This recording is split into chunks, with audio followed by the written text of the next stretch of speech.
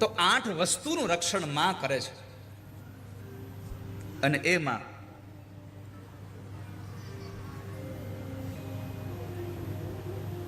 પેલું ધન, બીજું પ્રજા. પ્રજાનું રક્ષણ માં જ કરે. બાળકને મોટું કોણ કરે છે? માં કરે છે. ઘરમાં પુરુષ એને રમાડતા હોય ને જરાક રોવાનું ચાલુ કરે, શું કે એ ભાઈ આને લઈ જાવ ને, આ રોવે છે, લ્યો. પ્રજાનું રક્ષણ માં કરે છે. અને વિશિષ્ટ રીતે જોઈએ તો સમગ્ર પ્રજાનું રક્ષણ પણ માતૃશક્તિ જ કરી રહી છે. એ ચાહે ચોટીલાના ડુંગરા ઉપર બેઠી માં ચામુંડ હોય તો ભલે, તમારા ઘરમાં રહેલી કોઈ સ્ત્રી હોય તો ભલે, અને કદાચ રાષ્ટ્રના રક્ષણ માટે કોઈ ઝાંસીની રાણી લક્ષ્મીબાઈ હોય તો ભલે, રક્ષણ તો પ્રજાનું માં જ કરતી હોય છે.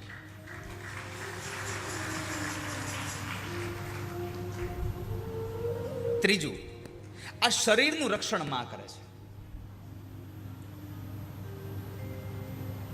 ધનમ પ્રજા શરીરમ.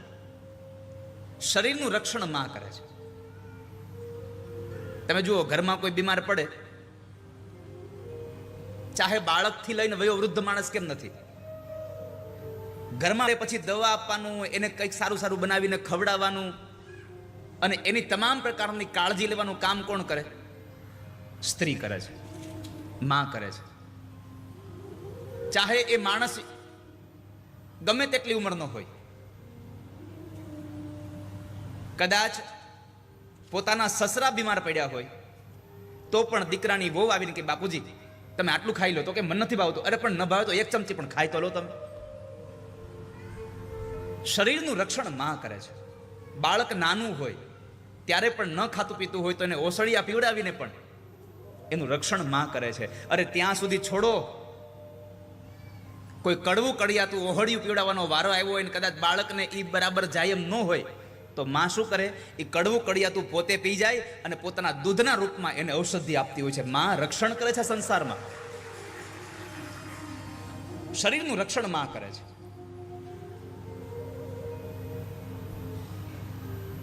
તો ઔષધ તત્વ બનીને માં રક્ષા કરે આપણી.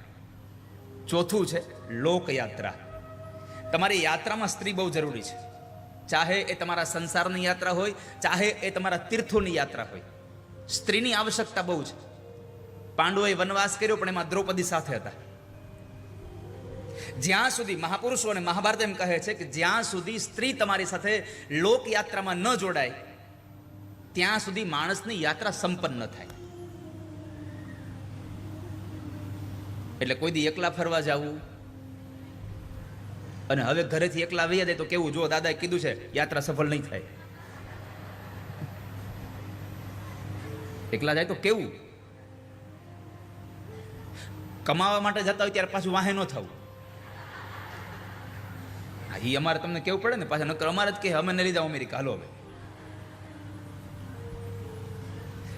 પુરુષ જ્યારે યાત્રા કરવા જતો હોય ત્યારે સ્ત્રી સાથે હોવી જોઈએ, તેની યાત્રા સંપન્ન થાય છે. પાંડવોની યાત્રામાં દ્રૌપદી સાથે હતા, નળ રાજાની યાત્રામાં દમયંતી સાથે હતા. રાજા હરિશ્ચંદ્રના આજ આપણે યાદ કરીએ છીએ, પણ એ હરિશ્ચંદ્રને જો તારામતીએ સાથ ન આપ્યો હોત તો આજ હરિશ્ચંદ્રને કોઈ યાદ ન કરતું હોત. સ્ત્રીએ કહ્યું કે તમારા વચન માટે હું વેચાઈ જઈશ, મારું શરીર વેચી દઈશ, પણ તમારી પ્રતિજ્ઞા સંપન્ન કરીશું. હરિશ્ચંદ્રને ઓળખીએ છીએ, એમાં મૂળ કારણ છે તારામતી. આજે કચ્છમાં આપણે જાડેજાને ઓળખીએ છીએ, પણ એ જાડેજાને ત્યારે જ ઓળખ્યા કે જ્યારે એની અધ્યાત્મની યાત્રામાં સતી તોરાદે જોડાયા હતા. ત્યારે જો એ સ્ત્રી ન જોડાયા હોત તો આજે આપણી યાત્રાને ઓળખતા ન હોત કોઈ. તો લોક યાત્રામાં સ્ત્રીનું અગત્ય બહુ છે, મહત્વ બહુ છે. પછી 5મું સ્થાન છે સ્વર્ગ.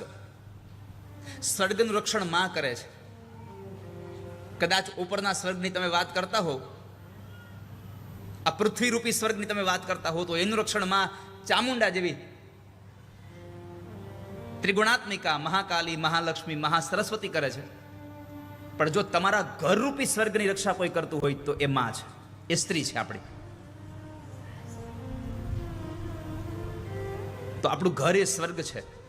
અને એ ઘરની રક્ષા. કારણ કે તમે જુઓ, દુનિયામાં ગમે તેટલી મોંઘી મોંઘી તમે હોટલમાં રોકાવા જાઓ, ગમે તેટલા મોટા રિસોર્ટમાં તમે રોકાઈ આવો, ગમે તેટલા સારા પ્રદેશમાં તમે ફરી આવો, પણ ઘરે આવીને તમે બેસો ને જે પાણી પીવો ને પછી જેમ આમ આનંદ જે અંદરથી થાય એ બીજે ક્યાંય થાય નહીં. કારણ આ દુનિયાનું સ્વર્ગ આપણું ઘર છે. માટે સ્વર્ગની રક્ષા માં કરે છે. લોકો જ્યાં પ્રેમથી રહેતા હોય ને એ જગ્યાને સ્વર્ગ કહેવાય. અહીંયા તમે અત્યારે આટલા પ્રેમથી બધા આમ જુઓ, એકબીજાને નથી ઓળખતા તો એકબીજાના ગોઠણ પર ગોઠણ ચડાવીને બેઠા છો, કેટલા પ્રેમથી બેઠા છો. અને તોય જરાય પણ એમ નહીં હોય ભાઈ જરાક આખો બેહીને એમ. હું તો ક્યારેક ક્યારેક જોતો 3-3ના સોફામાં 4 બેઠા હોય અને તોય એને જરાય આમ અગવડતા ન હોય. કેમ? આ પ્રેમ તમારો બંધાયો છે. જ્યાં પ્રેમ હોય એ સ્થાન સ્વર્ગ છે. અત્યારે આ મંડપ આપણા માટે આપણો સ્વર્ગ સમાન છે. આ સ્વર્ગની રક્ષા પણ માતૃત્વ કરે છે. આ દેવી ભાગવત કથા કરે છે આપણી રક્ષા. એનું જતન માં કરે છે.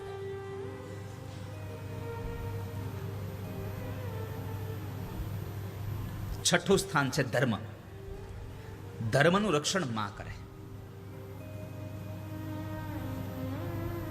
અને આમ પણ તમે જુઓ, ધર્મનું રક્ષણ માં કરે છે એ વાક્ય સાચું એટલા માટે છે. જરાક નજર કરો, અહીંયા ભાઈઓની સંખ્યા કેટલી છે અને બહેનોની કેટલી છે.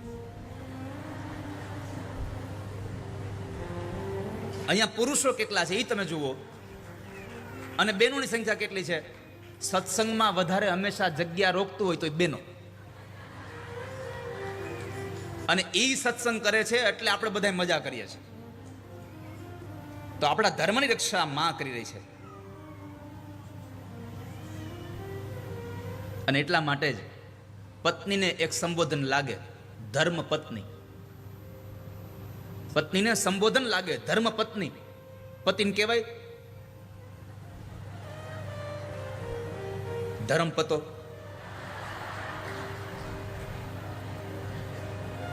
ન કહેવાય.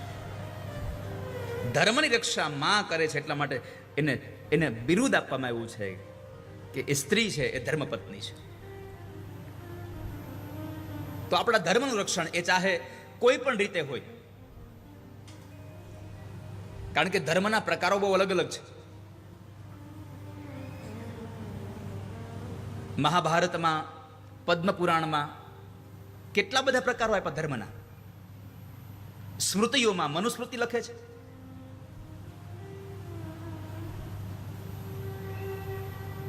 કોઈ જગ્યાએ 10 લક્ષણો આપ્યા, કોઈ જગ્યાએ 5 લક્ષણો આપ્યા, કોઈ જગ્યાએ ધર્મના 32 લક્ષણો. તો એ ધર્મની રક્ષા માં કરે છે. 7મું સ્થાન ઋષિ. આપણી ઋષિ પરંપરાઓનું જતન પણ માં જ કરે છે. અને એનો અત્યારે પ્રત્યક્ષ દાખલો આપણી આ પ્રવાહી પરંપરા જે કથાઓની છે એને આગળ કોણ વધારે છે? બધા બહેનો. એટલે તો આટલી મોટી સંખ્યામાં બહેનો બેઠા છે. સવારના દીવાબત્તી બહેનોને કરવાના, કેમ કે ભાઈ હુતા હોય. દીવાબત્તીના સમયે ઘરમાં પુરુષ સૂતો હોય એટલે સવારના દીવાબત્તી બહેનોએ કરવાના, સાંજના દીવાબત્તી બહેનોએ કરવાના. કેમ? ઓલો હજી કમાઈને આવ્યો ન હોય. ધર્મનું રક્ષણ પણ, ઋષિની પરંપરાઓનું રક્ષણ પણ સ્ત્રીઓ કરે છે. બાળક નાનું હોય ત્યારે ઋષિની વાતો પણ માં કરે છે. કોઈ દી બાપુજી બેહાડીને કીધું કથા લાલ તને સંભળાવું એમ? એ નહીં કે માં છે એ ઋષિની વાતો તમને સમજાવશે. મુનિની વાતોનું રક્ષણ પણ માએ કર્યું છે. એટલા માટે એ ઋષિ પરંપરાનું રક્ષણ પણ માં કરે છે. અને 8મું સ્થાન પિતૃનું. આપણા પિતૃઓની રક્ષા પણ, એનું જતન પણ આપણી માં કરે છે.